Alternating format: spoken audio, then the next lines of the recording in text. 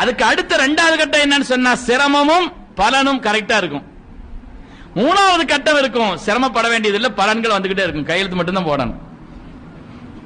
ஆனா அந்த மூணாவது கட்டம் எப்ப வரும்னு சொன்னா இந்த ரெண்டு கட்டத்தையும் தாண்டினா தான்.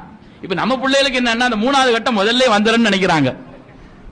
இந்த ரெண்டு கட்டத்தையும் கடக்காம மூணாவது கட்டம் இப்பமே வந்துடணும், கையெழுத்து போட்டு போட்டுக்கிட்டே இருக்கணும், என்ன செய்யணும், வந்துகிட்டே இருக்கணும்.